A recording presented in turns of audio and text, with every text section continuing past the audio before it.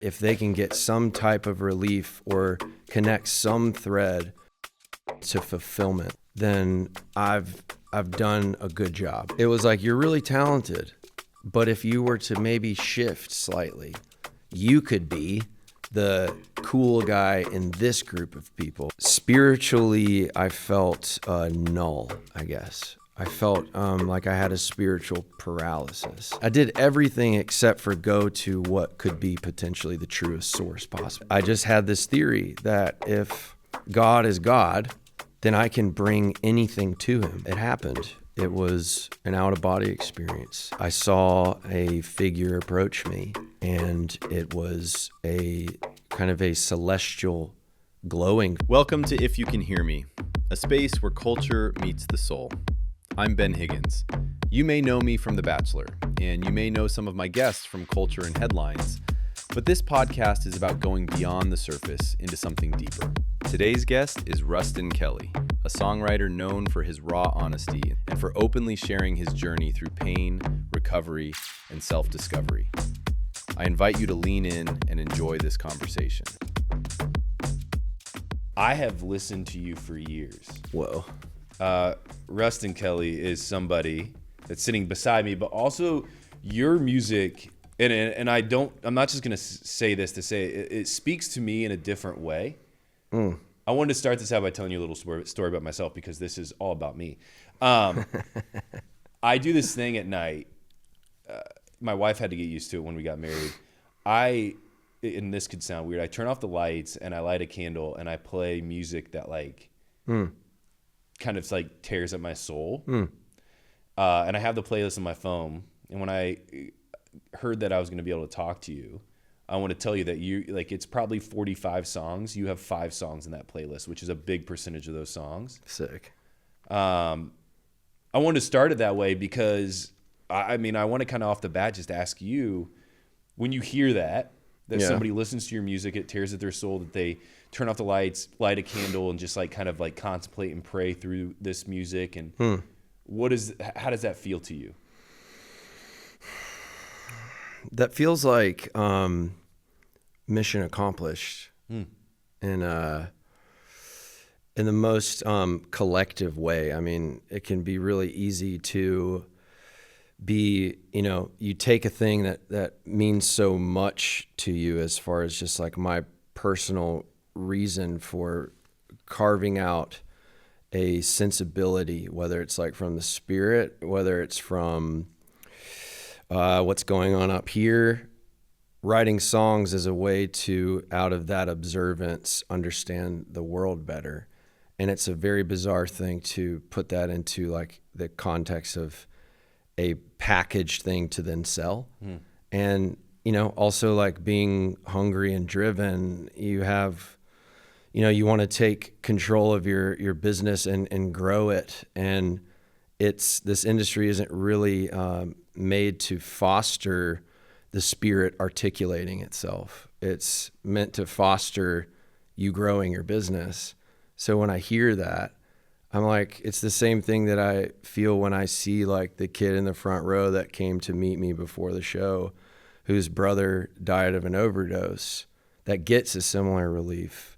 I'm that is the point. That's the point of why I do it. So thank you for saying that. Well, and thank you for putting your soul into this music, but and I want you to correct me because I'm going to say a lot here because I am familiar with you as in your work. I'm not as familiar with you as a person. That's why I'm so excited to talk to you. But part of this show and the work that I do outside of the show is all focused on helping people feel less alone because I've spent so much of my life feeling like the outsider looking in. And so for me, and I could just be, putting my own insecurities onto your music. But for me, when I do that at night, turn off the lights, light the candle, play music, to recenter and feel less alone in this world, to listen to things that help me go, okay, somebody else out there is struggling. Somebody else out there is processing these questions, these thoughts, whatever. Is that what you wanted out of this? Or when you hear that, are you that's just an outcome that you're feeling, Ben, as an individual?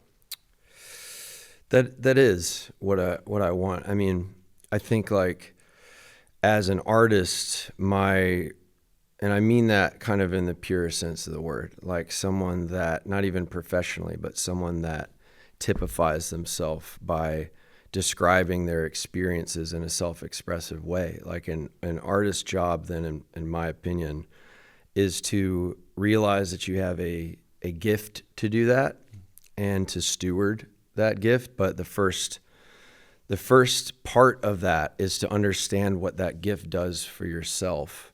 And for the same reasons that you listen to that playlist and have that kind of ritual to make sense of your inner world as you're going out in the world, like it doesn't really matter if you're loved deeply. And for some people, they could have like a incredible depth of love from the creator, but that doesn't always mean that like you aren't going to feel alone.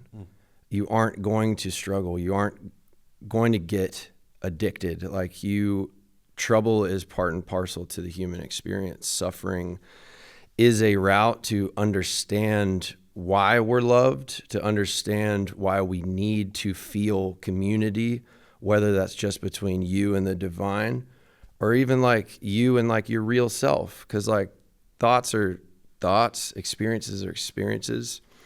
And I think that is essentially why I want to do it. It is a communion to people that I don't even know, that if they can get some type of relief or connect some thread to loneliness and then to fulfillment, then I've done a good job. That's my bar. You mentioned that the industry though isn't necessarily set up for this No, kind of stuff. It's not. And so there has to be a bigger reason why you're doing it, right? It's not just, yes. I mean, you're an incredible artist. You could do the things that would get you all the plays and everything, but you're doing things that have a bigger meaning. Why what is that? Because my primary drive is not to grow my career. My primary drive is to be the best possible steward of a gift that has, just in my quiet moments of darkness, been able to understand that a bit better and not feel so alone. It's like a trick that I've always had when I was younger, and I would, sit down and like I didn't know what I was doing, but it was honestly like a free form of therapy. I could make sense of the feelings that I was having that were tangled and confusing. And that has and always will be my primary purpose. I had opportunities early on to not do that. Mm-hmm. It was like, I'd go into like the boardroom of like the dude that signed this person, and he's like, might as well be like smoking a cigar, that kind of like trope. And it was like, you're really talented, but if you were to maybe shift slightly, you could be the cool guy in this group of people and be very successful at doing that. But you'd essentially have to say less and not go as far into that expression. And I don't know, that was never going to be my path. And if that meant a slower climb to where, my goals were, then so be it. If that meant that it wasn't in the cards for me to be a professional artist, then so be it. Like I would write the same songs working on a horse farm, that I do right now, doing it for a living. So I'm assuming you feel things deeply. Unfortunately, yes. Yeah. And so, you just recently were on the Kelly Clarkson show. This is a little different. We get to talk for as long as we want to talk about whatever you want to talk about. And some things that are interesting to me too. But when you sit down in those boardrooms, or you sit down with Kelly Clarkson and you have like a 5-minute segment, and she's, asking you questions that are like more hits to just, get the viewership up, get your listens up or whatever. How do you like navigate those? Because you've just said like, that's not who you are. You have a lot to say, you have a lot to feel, you have a story to tell. So how do you balance just saying the things you need to say, but then also knowing like that there's so much more that you want to say? Well, I think it can be tricky, when you make a body of work, like for example, this album. There's so much to say about it for myself. Like I could, write a novella about what it took to make the record, just like life experiences, and then crafting that and having it be like, okay, I can step back and look at this, painting and say like, that is exactly what was going on. It's tricky because when you do get into the kind of commerce aspect of it, commerce isn't really interested either in lengthy discussions most of the time, especially in those environments. But I think you just get better at it. I think it depends on like what your purpose for doing it as a business is. Because if it was not about like going and selling tickets and growing a career and fan base, then I would be doing something else. I feel driven, maybe not equally, but I feel and have felt a very strong drive to grow because I love playing for people. I love the excitement of being on stage. I love amphitheaters. Like I grew up going to see Dave Matthews Band, the freedom of that, of people just like doing what they mean in their music.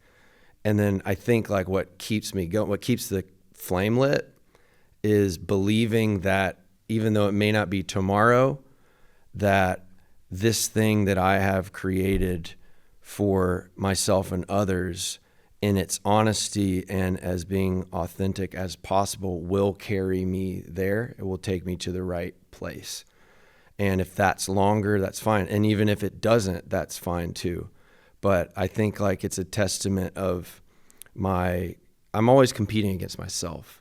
Like social media can make it where you're competing against everybody all the time. And everybody is always doing better than you. They're always happier than you. Yeah. They're always hotter than you. They have more medals than you. And I actually welcome that difficulty because it's only going to sharpen like the truer tool of making something that is a business, but that it actually means something very much so to me and to the people that commune with it. Are you ever upset with yourself though? Yeah, all the time. That this is like the mindset and the path? How do you mean? I mean, it's frustrating, right? I mean, I sit here and I'm feeling very similar. The reason we're sitting here today is because I said, hey, I want to talk about people, about like the things that are important in life that I know are important, right? Yeah. The struggles, the pains, the difficulties, community, connection, faith, all these things that I think make the world go and that make the human experience exciting, but also really hard. It would be a lot easier for me to just talk about pop culture and reality television, which is my background that I don't really have any influence in or excitement about. Yeah. But it would take off, right? Yeah. Maybe. Hopefully. But there's moments where I'm sitting there and I'm comparing myself on the social medias and going, goodness, I just wish I had it, right? I wish I was more that way. I wish I could just sit down and talk to somebody for an hour and a half about stuff I don't really care about because I know it's going to get the listens. And then there's many more moments where I sit here in this seat and say, no, I just want to get to know you. And this is actually what fires me up and what fuels me. So that's where my question's coming from. Do you ever compare and then get regretful or resentful at yourself? Of course. That is unfortunately like part of not just the human experience in 2025, but to be in a career that is public facing. I mean, and also to be in a career where like growth is tantamount to, how much you're posting and how much people like you. How much they engage with you. And you're getting thrown metrics all the time by 4 different team members saying, hey, people liked you this much this week. They liked you this much this month, but like on the 3rd week, they kind of didn't like you very much. So like, let's look at the things that make them like you and let's lean into that. And I think for anyone, even whether it's speaking or singing, like creative types, people that are willing to kind of express themselves in any form, thin or deep, we're sensitive. And I think that you hit it on the head though. I think every human being longs for something that they don't have. I honestly think for me, that is where you discover what the purpose of a relationship with God is. C.S. Lewis says that Christianity in particular is not a religion of checking the boxes and making good marks on your test. It's the religion of despair. That when you've created this narrative about yourself, which we all do, it's longing, it's desire. I want this thing I don't have. We are built to worship. Whether or not you worship God doesn't really matter. Human beings will worship.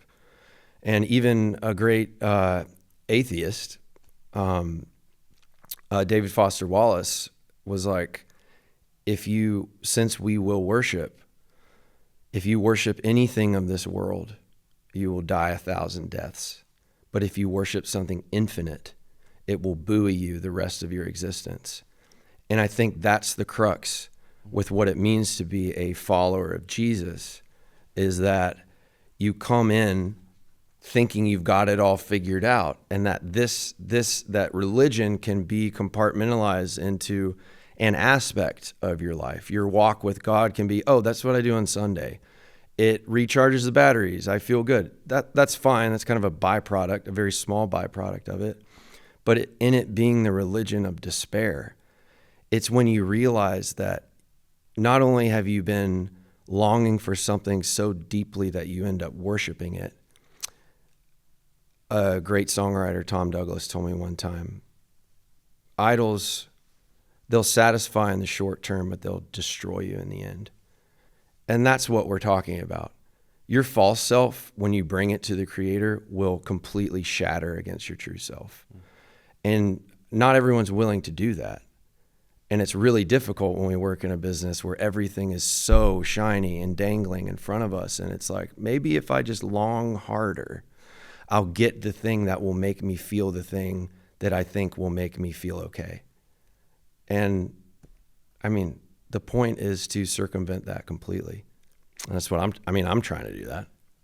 Why, like I said, I think you're not only doing a great job for the list, for your fans, but you're speaking through your music in a way that I'm not going to say very few do, but when you find it, there's something special. There's something unique. Do you feel joy? Yeah. Yeah. Because recently you just mentioned that you're in a season of joy, and you also have this quote that I found about an interaction with the divine, with God, that I think's just incredible.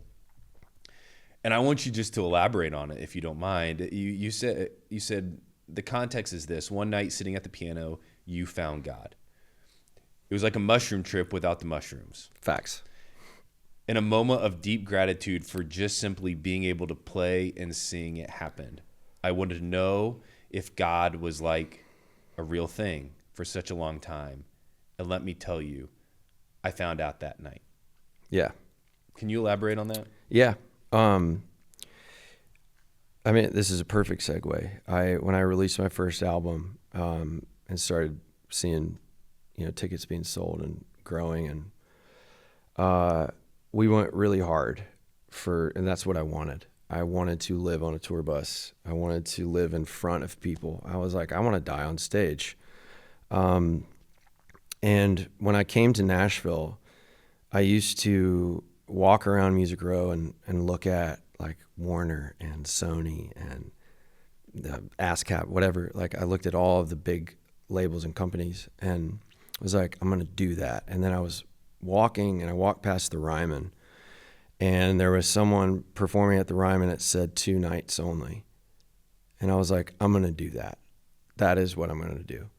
And I went back home and I wrote on a piece of paper, I'm going to sell out the Ryman 2 nights in a row. And I looked at it pretty much every day. And I thought maybe it would happen in, a year or whatever. I was young and emboldened, and confident in that way. And, it didn't happen right away, but like as my first album started to like gain some traction, we started to see more tickets and more tickets. And then we got to a place where we put the Ryman on sale and it sold out in 5 minutes.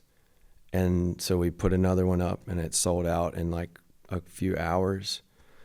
And because we had been going so hard and I was wanting and wanting and wanting, it didn't even register to me that that was something that I had written down. And that was like the reason, that kind of like quiet goal. So all that to say, I had achieved a lot of what I wanted to achieve. And by 2024, I was out on the road and I came back home and I just felt, spiritually, I felt null, I guess. I felt like I had a spiritual paralysis. And the reason I even typified it as spiritual was because I knew that when I created that I was communing with something divine. I knew that this wasn't like, I didn't create the ability to make sense of my experiences.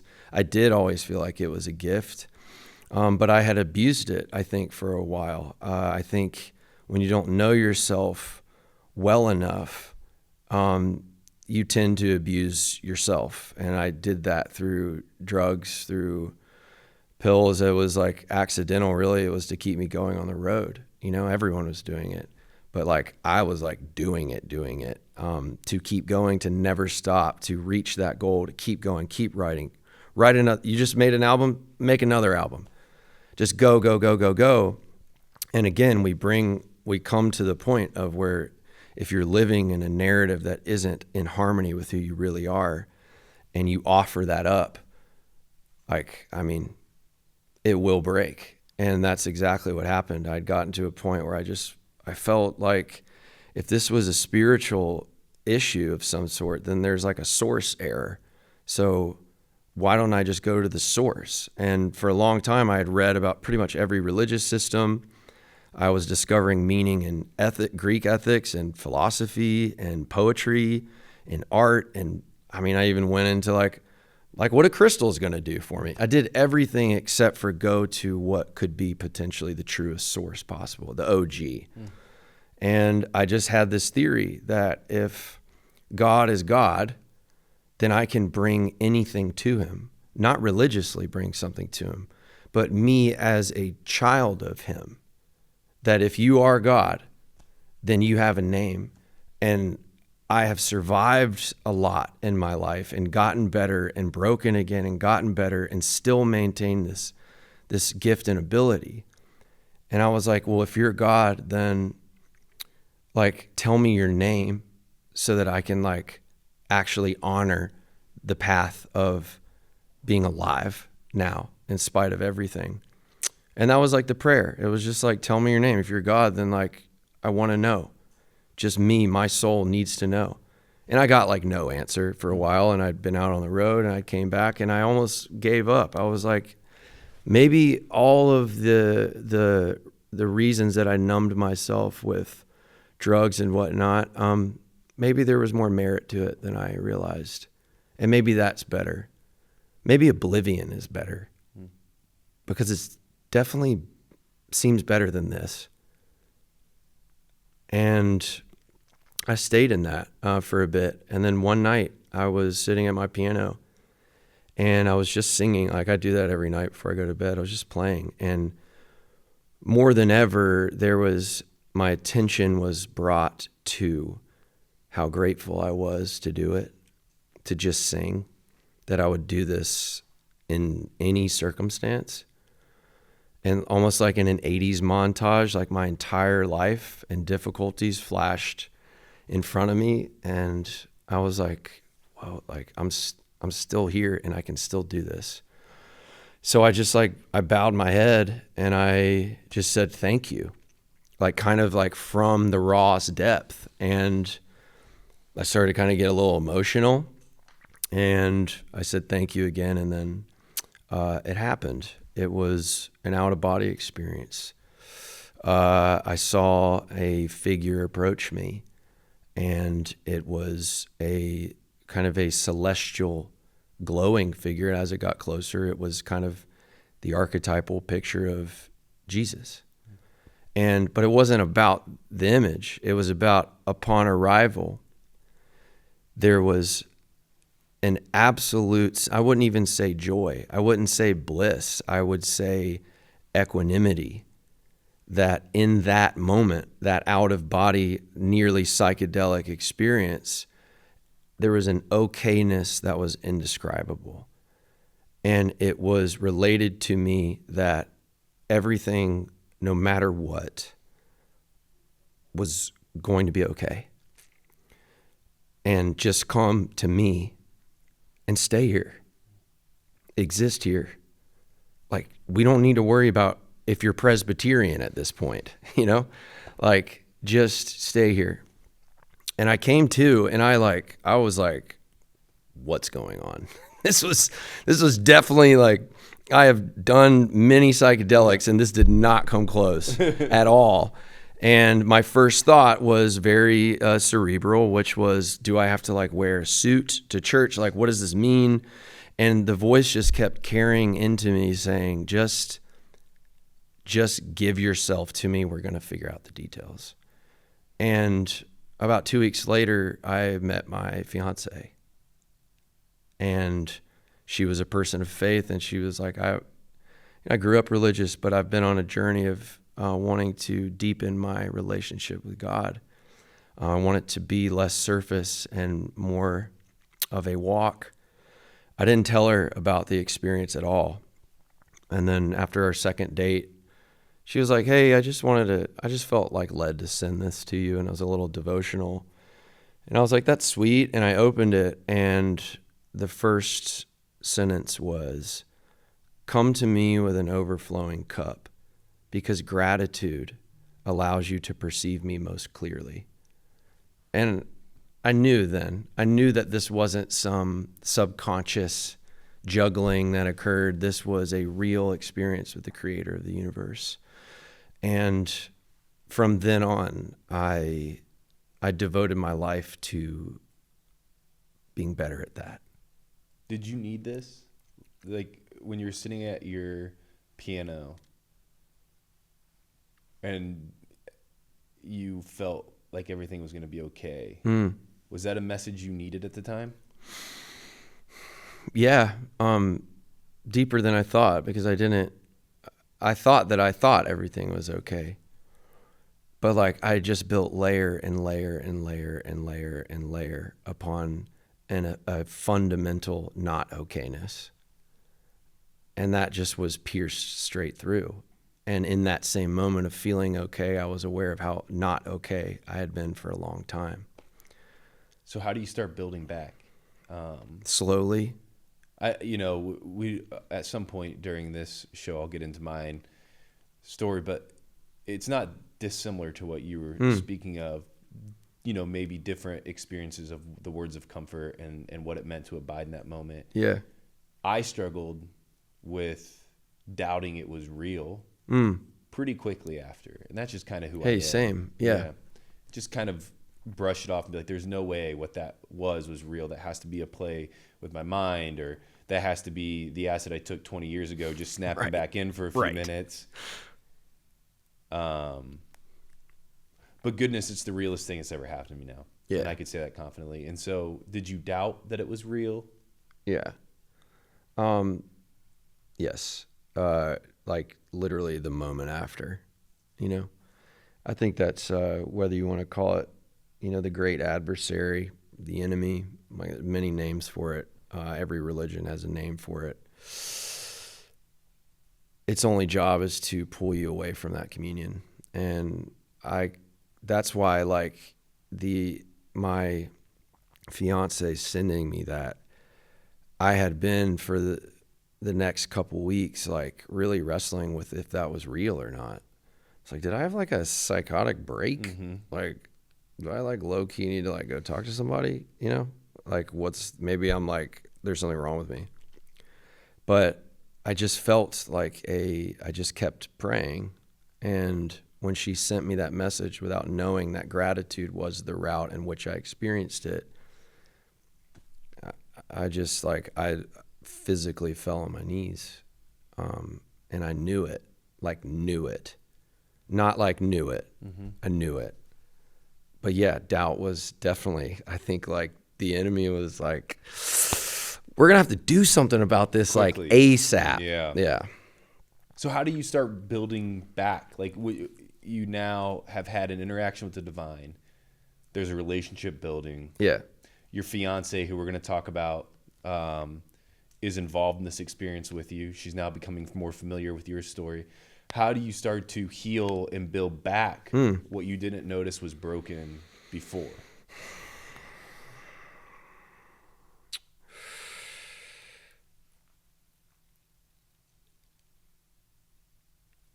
In it being a religion of despair, right after that, I was like, well, I'm invincible, you know, I believe in God, I've got it all, yeah. like I'm good, you know. That wasn't the case. In fact, some of the most difficult seasons in my life have occurred since then, ironically. Like what? I was right after that happened, I got a back injury, and I was going to the gym. I was like trying to do that, you know.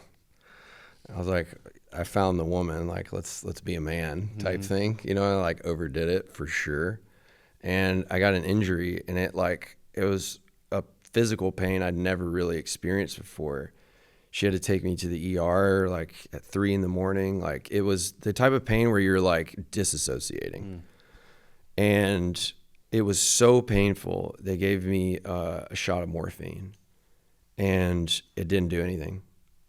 And I was like, yo, you're going to have to come up with something better than that. And they gave me another shot of morphine. And then I started to feel like pretty good. You know, I started to feel like really good. And the ER doctor gave me a 2-week prescription of morphine tablets. When I took it to the pharmacy, they were like, they don't really like prescribe this anymore. I was like, whatever, I need it, you know, like I'm in pain, and I was in pain. And that triggered quite a bit. Opiates were never my thing, so I just didn't think it was a big deal. But a weekend, I was like, I'm liking this like way more than I should be liking this, and got rid of it. And then had to confront physical pain. The doctors didn't really know. It turns out it was a blood clot, but they didn't figure that out till months later. Pain physically occurred. And then, as it would be, I started the journey of this album, and at the same time the label wanted to do another album at the exact same time, and there were shows associated with that album while I was also trying to build this album. And I had never been as like creatively busy. My bandwidth was like so taxed, and I was just like drive through it, hit the road, come back, hit the road, like do it. And something kind of like triggered a crack in the system of like attempting to do all of this by myself. And then I picked up the pieces and I continued to try to do it all by myself. I was calling it, I'm having faith in God, but I'm, waking up and doing ice baths and hitting it really hard at the gym, and like writing a novel before I even go into a writing, like overdoing it, go and be successful. Like, yeah, God's got you, but like, you got to go and be successful and do this and make this shit work. And I just like absolutely cracked again against it. What that looked like this time though, was it just uncovered, I think, a deeper issue that goes back to childhood, which was at some point along the way, I associated being valued as being successful. And that manifests in a lot of different ways. And temptation to numb that became almost unbearable. Unbearable. And I then realized too that this was exactly by design, that God is intent on you being completely dependent on him. You can keep trying, but you will keep cracking and cracking and cracking until the false self is obliterated. And that's kind of like I did that a few times, in the past year with the patience of my fiance, and she had some health stuff. We were tested a lot, but we leaned into our relationship. I'd never prayed with anybody before. I kind of thought that was cheesy, But like, man, that praying with someone that you deeply love and you respect their heart and you bring that problem to the Creator, it doesn't get solved immediately, but you know that you have what it takes to solve it. And so I'm grateful for those trials. Trials will continue, but they're only shaping it to be the version of us that he wants us to be. The album that you're mentioning is called Pale Through the Window. Yes. On the way here today, I had quite the drive in here, and I was listening back to it. And I had some lyrics. I thought it'd be fun if I pulled them out and talk to you about it. But I'm going to just encourage anybody that's listening to this, and I think they should and they will, to go and listen to the album themselves, because again, I don't want to influence what lyrics stood out to me personally, but as I mentioned at the beginning, this album speaks to the soul. It also speaks to a lot of the things I feel like you're talking about right now. Yeah. Like how I heard it, it feels like, for me personally, it's like a love letter to my soul. Ooh, I like that. But I want to know, as you wrote this album, what do you hope people get from it and listen, and hear and experience when they hear this album that was written? And tell me if I'm wrong. It was written in a time where all this is happening, right? Yeah. Not only the interaction with the divine, a life change, but then also the pains and the struggles. Am I correct also in saying that you started to get very serious with your fiance during this as well? Yeah, definitely. So walk us through the process of writing this then, and how do you put all this into lyrics? Dude, I literally, I had no idea. All these amazing things happened, and I was like, cool, it's time to write, let's do this thing. And I sat down at the desk and I was like, and nothing. Literally nothing came out. Everything that I was writing about it was just horrible. It was bad. It was just so mid. It just was not creative. It was not interesting. I was like, dude, I'm a boring artist now. I'm going to be writing about God is great and I love my wife to be that's interesting. No. And then I think, Muse being kind of an angel of God, the Muse can't be taken by any tricks, in my opinion. And I was attempting to take it by a trick by saying, oh, I've got all this stuff served to me on a silver platter. Well, I didn't really know what it was. So just as I listened to the Creator, listened to the Muse, it was what you really need to do is know what this is, really know what this is, live in it, experience it, be present with it. And so I was like, all right, here we go. Here's another form of trust. I closed my notebook and I went and lived my life for that whole summer. We had the best time in the world. Love was kindling. It was amazing. My relationship with my family, I was discovering faith, and there were difficult issues in this and learning about childhood trauma and all this stuff, but just never picking up a pen, just living in it. And then it kind of got to we're in September now, and the label had greenlit a budget in June from songs that they know this now, but I just sent them a bunch of old songs because I just was going to trust, and I knew it would come out, but I wasn't going to record those, but I needed them to greenlight the budget. So they did. And it's we've got pre-production in 2 weeks. And I was like, shit, dude, I don't have anything. And then she was my girlfriend at the time, and we had some plans with friends, and it fell through.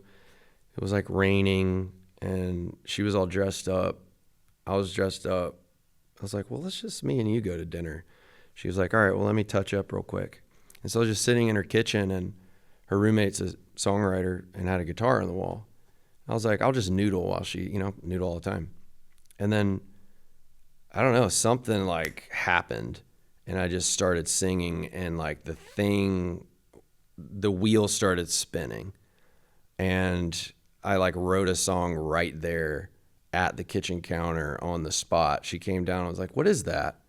I was like, I don't know. I just wrote it. And she was like, I love that. And I was like, cool. Okay, validation. I love that. All right. So, and then I went home the next day, and just like it all poured out in like a 2-week period. I was like a kid. I got up early and wrote for 3 hours, and then went to Sony and wrote for other artists, and then came back home and wrote until like 10 p.m. for like 2 weeks straight.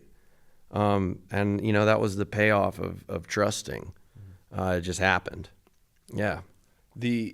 And this is the first album since 2023, right? Yeah. The Weakness was that album, also written during a difficult time, I'm assuming, right? Yes. And so I think it's like just interesting. I'm not an artist, so I don't know how this works. You're writing these things at like when you are at your weakest, or it feels like. You're saying, let's put an album out and like be vulnerable and throw everything to the wind. Like, I mean, why? Like, why do that? Yeah. Like, why, how has this worked out that way? I guess maybe is the better question, the more interesting question. How has the timing aligned that you're coming out with albums on the back of these monumental moments in your life? Because they're capstones in a start to finish narrative. And I really think that making albums for me is, I want someone to push play, track 1, and they go to track whatever, and it's a story that's been told. Monumental situations in your life definitely lend themselves to a richer narrative. That's for sure. It's easier to write, especially if you're always trying to write an opus. Opus type shit keeps happening, and I don't know. I think it makes the art worthy to write about the mountains we're always climbing. I mean, and it's interesting though how your monumental moments, when somebody like me listens to them, even though I haven't lived those with you, beside you, or experienced in the same way, that they can speak to me also. Kind of going back to your faith, your belief, your relationship with God. When you wrote at least the most recent album, did you feel like God was sitting beside you in all of that too? And was the creative process different post piano? Yeah, I mean, I like to think that maybe God was, God and the angels were vibing. They were like appreciating that we're singing about something that isn't necessarily like so dark. But yeah, the process this time was different, because I think I'd built a fan base on, like, a lot of my fans of my work are interested in the song crafting, like word choice, etc. And which was something that kind of kept me away from the mainstream, which is using more abstraction and metaphors and using very colorful language to kind of tell something simple, but it doesn't really sound that simple. And this album, it didn't need any of that. This was an album that I wanted to tell a very simple story. I found God, and I truly fell in love spiritually, like all around. That's all I really wanted to say. And if, there were fans that were more interested in hearing the dark twists and turns, like, okay, that's fine. You can listen to those. But I knew I needed to make this record be as simple as possible. This wasn't about like how good am I at my craft. This was about how good am I at expressing something very simple and joyful, which I'd never approached before. I'm always trying to like up myself, and writing simpler was more difficult for me, but was very rewarding. I told the story I wanted to tell, and you know, my wife to be loves it. That kind of is all that I care about, you know? The I don't know if this is heretical or what. There is when I was driving up here today and listening to the music, I thought when I listened to it, I've never felt like it was like dark. Maybe there is moments of darkness. Maybe I relate so much that I just ignore the darkness because I'm like, I feel that too. This album sounds like a lot of like the Psalms. Like there's like, Dang. like they're cries from the heart. And that's what I said earlier. Like they're cries from the soul, which are beautiful and joyful, but also vulnerable and realistic to the human experience, which is what I get out of the Psalms, which is what I was getting out of your album. Does that make sense? Yeah, it does. It's that was how a good buddy of mine, Judah from Judah and the Lion, he said that exact same thing to me. Oh, really? Because it reminds me of David. Yeah. And he's like, and to be honest, like God leaning music, especially in the commercial world, needs more of that. It needs more of that. I mean, the hope here as we sit down together, as I said earlier, not only get to know you, somebody that I'm a fan of, but it's also for any listener or viewer to feel less alone by watching it. Because I do think, I agree with Judah there, there's so much cultivated and created out there to just fit whatever joyful narrative that's clean, simplistic, and that people go, yes, I love God too. We're on this together. What I hope to do here with you, with anybody else that sits down in that seat, is to break the walls down and say, yeah, but life has its stuff, and you aren't alone in that stuff, and that God is still there. Yeah. But I want you to know that God loves you in it, through it, and with it. And speaking of love, as we kind of close up here a little bit, I want to talk about Tia.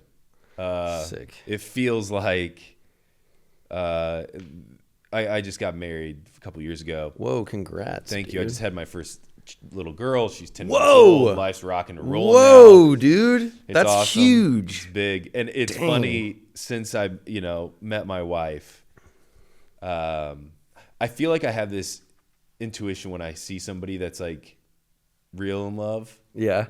And it's awesome to see now that I feel like I've experienced it. Tell me about Tia. I guess I don't have many questions that I know about her. Just tell me about who she is and why she's captivated your life. The spirit about her is so quiet, but it carries a power to it. When I met her, I immediately knew that this was a heart to do nothing with but respect at base minimum. She just commands that. She can appear to maybe be shy, but she's not. She's one of the funniest people in the world. She's brilliantly creative, but will never tell you that. Her patience with things that would throw many people off it astounds me. The largeness of her heart is something I'm so inspired by every day. Her heart for God, her heart for building a partnership that will last, to get into the weeds, to get into the things that maybe snagged either of us that are difficult to talk about, and to wrestle with, and to know just at the end of the day that this person loves the entirety of me. I mean, straight up, I've never had that, And I mean the entirety, like warts and all. And that it's not this is kind of difficult and we're going to have to see. No, we're going to get through this, and it's because I love you. I mean, that's the greatest experience I think a human can have with another person. And that's just who she is. I want to be I'm inspired to be more like her all the time, and hope that I am an example of being an inspiring aspect in her life for things that she wants to be, and we continue kind of to do this together. She showed me a diagram one time, and it was a triangle. You've probably seen this before, but it's like a diagram for a successful relationship.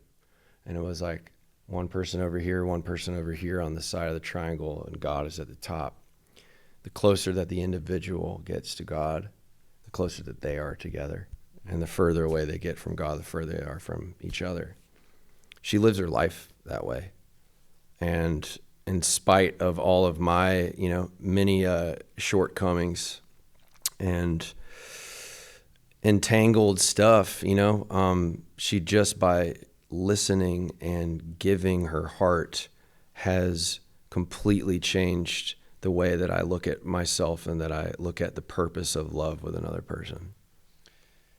I think I'm getting the timeline here right, but it sounds like God came to you early on in your relationship with Tia, right? Yeah, like day one. Could you be the man you are today to her without that interaction? No, not even remotely close. So as we come here and we close up and we started talking about gratefulness, I would imagine that there's a gratitude that flows out of you now as you have this love, and as you're building this life with her, with the timing of it all. In fact, from a bystander, I sit here and go, it makes sense on why you searched and you prayed and you cried out and nothing showed up. Yeah. You said, God, what's your name? And it was silent because the timing wasn't right. It wasn't God's timing. There you go. Yeah. And it sounds like to me, as I hear this, I'm like, how wonderful that it happened when it did, and that it allowed you to have these conversations with her at the time. Speak to that a little bit, because I'm just hearing it and trying to regurgitate it to you in your own life, which feels weird. You just said it so well. It is God's timing. It's not our timing. How many times have you sculpted out how this is going to go down in your life, and it just doesn't? We were talking about this last night. We have been picking apart things with one another in a good way to kind of prepare the route towards what marriage really is going to be for us. And there's been some twists and turns for both of us since we met that have been so difficult, but it has created such a depth of love with one another that the timing it's just unbelievable. God's timing is always going to be better than ours. It just is. The album's called Pale Through the Window. Ruston, thanks for the work that you do. Hey, thank you, man. Thanks for talking with us today. Thank you so much. Goodness, I know to be true, but I'll say it, God will continue to bless you in this new, chapter of your life, and thanks, this man. New album. It's an incredible story, and I have deep gratitude for people like you who are willing to share the dirt, the grime, the joys, the healing. Share it all with all of us, because it helps me feel less alone. Thank you for doing this, man. It's special. Hey friends, thanks for listening or watching. Would you take a second, follow, subscribe, and drop a comment? It really helps.